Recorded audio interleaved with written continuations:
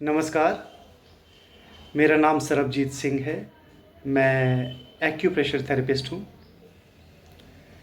Acupressure therapy naturopathy या जो natural healings होती हैं उसका एक पार्ट है।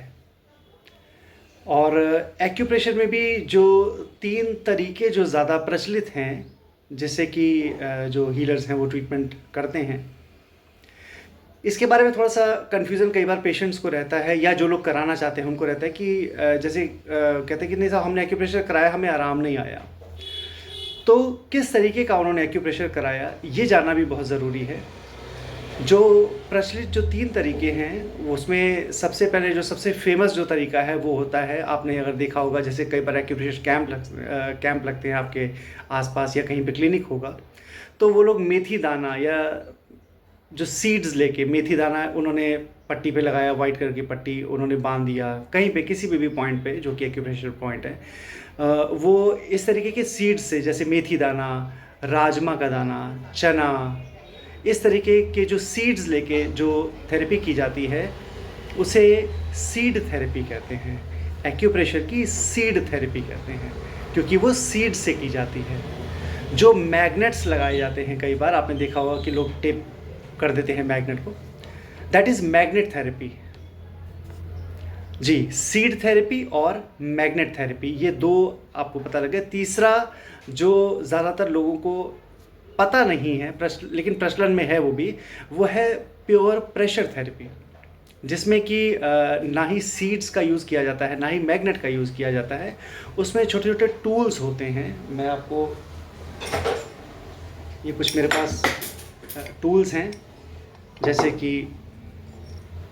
ये प्रेशर स्टिक है,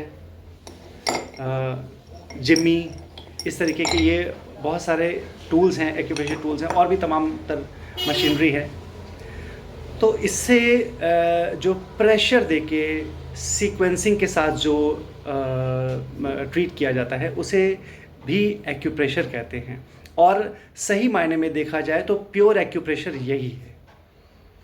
तो आप अब आगे से जब भी आप कहीं पे जाएं, अपने आसपास कहीं पे भी एक्यूप्रेशर ट्रीटमेंट कराने जाएं, तो ये बात आप ज़रूर ध्यान में रखें कि वो एक्यूप्रेशर ट्रीटमेंट कौन सा कर रहे हैं। वो प्योर एक्यूप्रेशर ट्रीटमेंट कर रहे हैं, या वो सीड थेरेपी से कर रहे हैं, या वो मैग्नेट थेरेपी से कर रहे हैं। तो दोस्तों, ये वीडियो अवेयरनेस के लिए है।